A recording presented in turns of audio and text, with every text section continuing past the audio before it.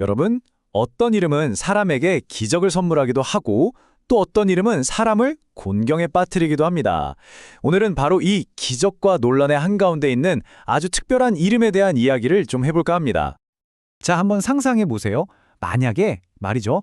병든 사람을 낫게 해주는 정말 좋은 일을 했는데 바로 그 일 때문에 감옥에 가게 된다면 어떨 것 같으세요?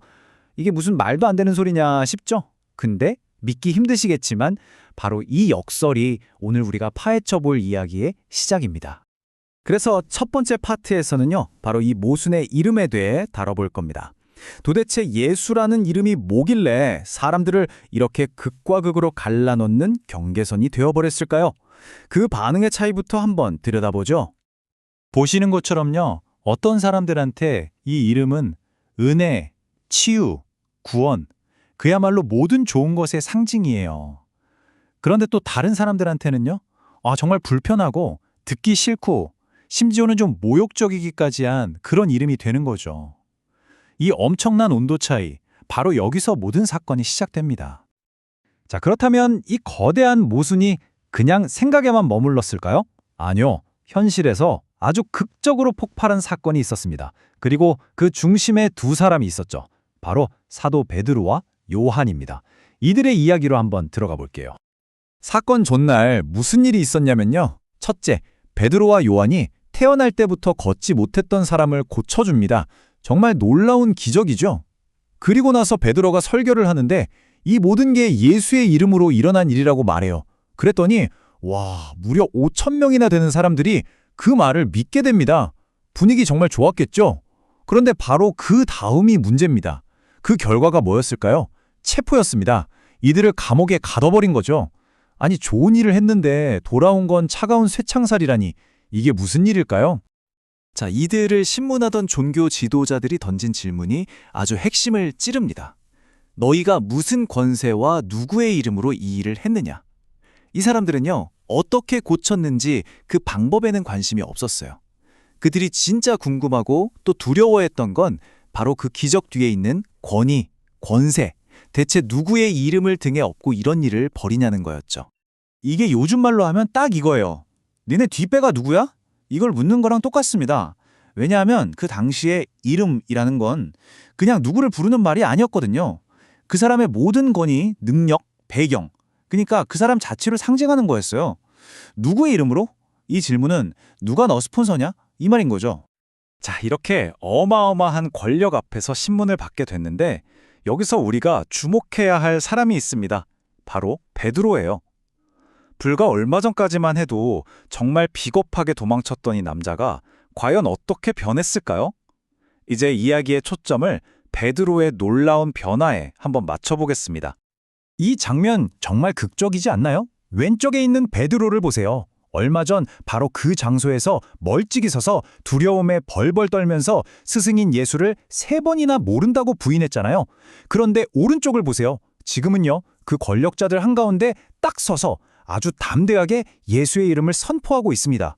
이건 뭐 거의 다른 사람이라고 봐도 될 정도죠. 아니, 도대체 무슨 일이 있었던 걸까요? 뭐가 이 평범했던 어부를 이렇게 용감한 사람으로 완전히 바꿔놓은 걸까요? 한 사람을 그야말로 180도 바꿔버린 이 극적인 변화, 그 비밀이 뭘까요? 성경이 제시하는 답은 아주 간단합니다. 베드로가 성령으로 충만했다는 거예요. 그러니까 이건 베드로 스스로 쥐어짠 용기나 어떤 결심의 결과가 아니라는 거죠. 뭔가 보이지 않는 거대한 힘이 그를 완전히 이끌고 있었다, 이렇게 설명하고 있습니다. 그래서 베드로가 뭐라고 대답했냐면요. 정말 대단합니다. 당신들이 십자가에 못 박았지만 하나님이 죽은 자 가운데서 살리신 바로 그 나사렛 예수 그리스도의 이름으로 이 사람이 건강하게 되어서 당신들 앞에 서 있는 겁니다. 와, 정말 예전에 그 두려움 많던 베드로는 온데간데 없죠. 그 목소리에는 오직 진실을 향한 확신만 가득 차 있었을 겁니다. 자, 그럼 베드로의 이 놀라운 담대함은 대체 어디서 온 걸까요? 그 근원을 쭉 따라가다 보면요, 우리는 또 하나의 아주 흥미로운 역설과 만나게 됩니다. 바로 감사의 역설이라는 주제입니다. 여러분, 우리는 보통 언제 감사하나요? 뭐 승진했을 때, 시험에 붙었을 때, 건강을 되찾았을 때, 이렇게 내 상황이 좋을 때 감사하잖아요. 이걸 세상적인 감사라고 할 수 있겠죠. 그런데 반대로 모든 게 다 무너져 내리는 것 같은 그런 최악의 상황 속에서도 감사할 수 있을까요? 바로 이 영적인 감사, 이 불가능해 보이는 감사에 대한 이야기로 넘어가 보겠습니다. 아니, 최악의 상황에서 어떻게 감사를 하냐고요? 그렇죠. 이해가 잘 안 될 수 있습니다. 그래서 아주 유명한 실화 하나를 들려드릴게요.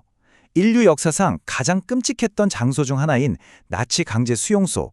그 안에서 피어난 정말 믿기 힘든 감사의 이야기입니다. 이야기의 주인공은 코리텐 붐이라는 여성과 그녀의 언니 베시입니다. 1944년에 라벤스 브류크라는 수용소에 갇히게 되는데 이들이 배정받은 막사가 정말 최악이었어요. 벼룩이 너무 많아서 잠도 제대로 잘 수 없을 정도였죠.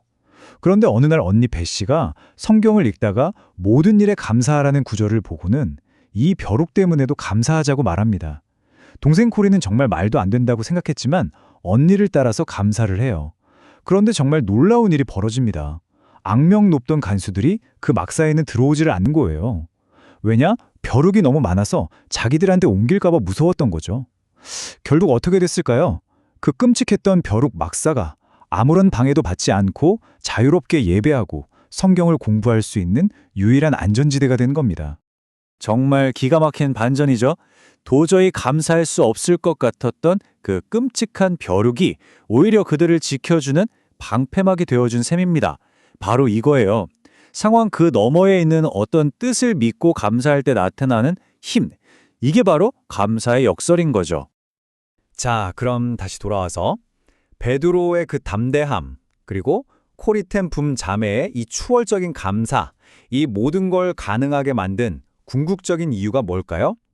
이제 그 마지막 핵심을 향해 가보겠습니다. 우리가 감사할 수 있는 것들은 참 많죠. 뭐 건강한 거, 좋은 가족이나 친구가 있는 거, 또 일에서 성공하는 거, 다 너무 소중하고 감사한 일들입니다.